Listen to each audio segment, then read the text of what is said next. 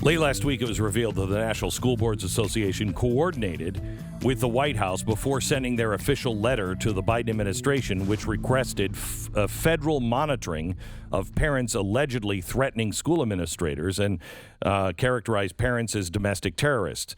Well, the nonprofit Parents Defending Education obtained through public records request a memo written in October in which the NSBA, the School Board Association president, said they had been actively engaged with the White House, the Department of Justice, and the Department of Homeland Security before submitting their letter to President Biden. According to an email from Chip Slavin, the NSBA's executive director, the White House advised the NSBA to include in its official letter details of specific threats. So before sending the letter to President Biden, the School Board Association revised it to include 24 reports from local news outlets detailing threats that parents allegedly had made against school board members around the country. Out of the 24, 16 were only tense verbal exchanges between parents and school board members.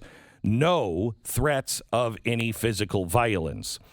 The other correspondence reveals that some members of the NSBA's board of directors were not consulted in the decision to use language like labeling parents domestic terrorists.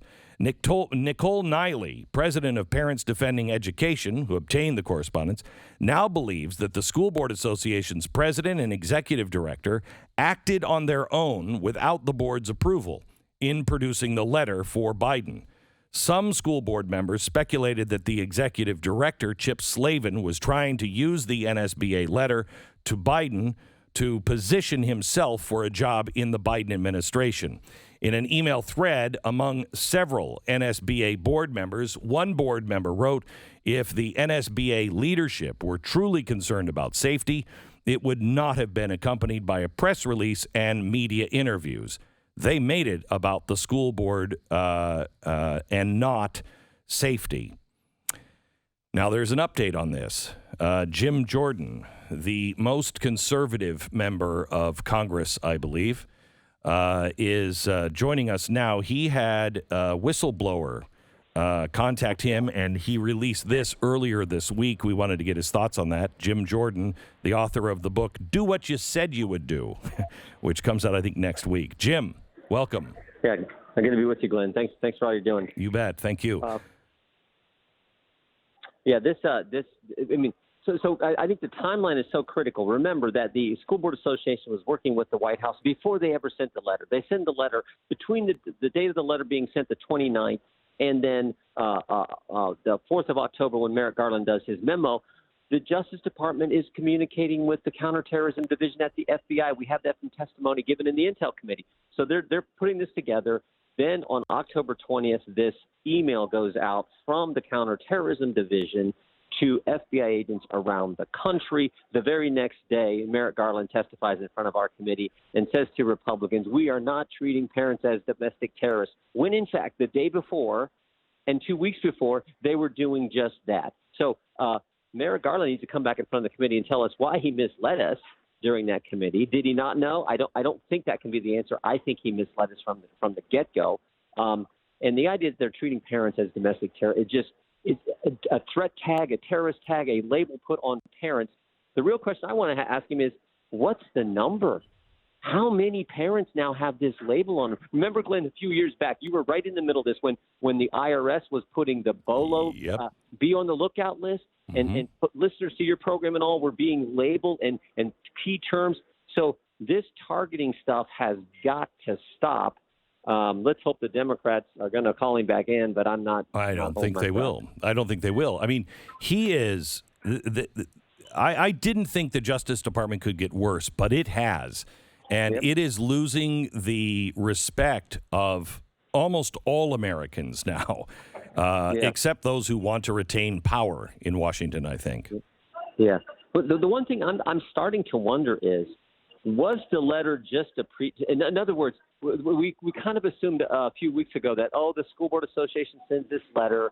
It's from a left-wing political group, so the White House tells the Justice Department to go along with it. I'm wondering now if it went the other direction. I'm wondering now, was it the White House who said to the School Board Association, give us the pretext, you send a letter to us. We want to stop parents from showing up, protesting this racist, hate America curriculum. We want to stop that. And what happened? So it started from the government encouraging the school board association to give them the pretext, to give them the letter so that they could then follow through with this. The only problem from the Biden administration is it backfired because parents says, no, you're not chilling our speech. We're going to stand up and fight for our kids. And it backfired on them. I think that's how this whole thing played out. So help me out with the, let me switch subjects, with the Build Back Better bill. I was happy to see all of the Republicans standing in lockstep against this. But what do people need to know? What this bill is, I've been saying this is a software bill, not a hardware bill. Don't worry about the money.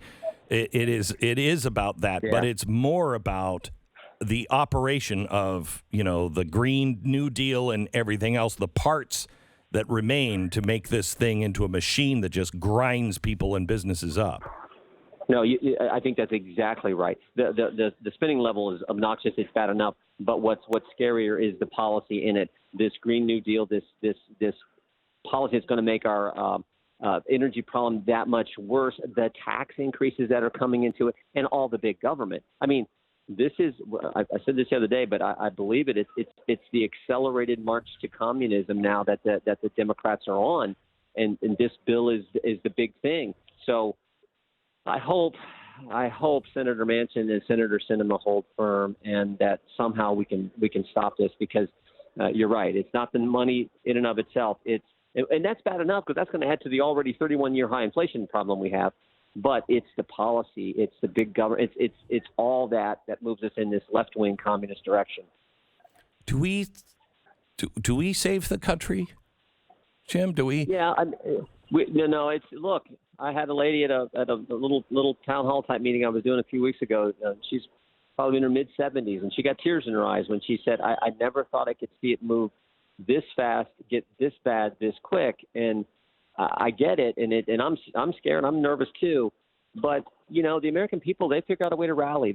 We're an optimistic, can-do kind of people, and right. Someone said to me, Glenn, that every third generation in this country's had to do something big. You had the guys who started this place, the founders. Then 3 generations later, you had Lincoln and those people who came together and ended the evil of slavery and kept the Union together. And then 3 generations later, it was the greatest generation who stopped the evil of Nazi Germany and Imperial Japan.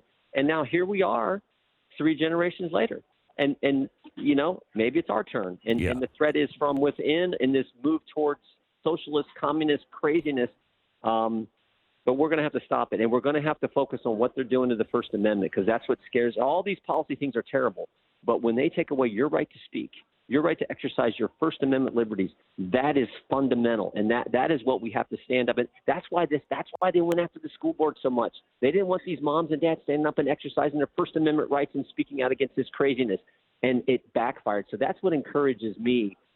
We're gonna get there, but it ain't gonna be easy, because nothing worth doing it ever is. Well, I appreciate you standing up and tell all your colleagues today. Thank you. And just let us know who the senators are. I think we know, but who the senators on our side are that might flip on this. This is a game-changing bill. This is fundamental transformation. This is it. Yep. Yeah. Glenn, thank you. Thanks for your leadership, and we appreciate it. Yeah, thank you. One more question: Is the TSA? They're 40% unvaccinated. And Monday they have to be vaccinated or they can't go into work. Is this going to cause a problem over the holidays?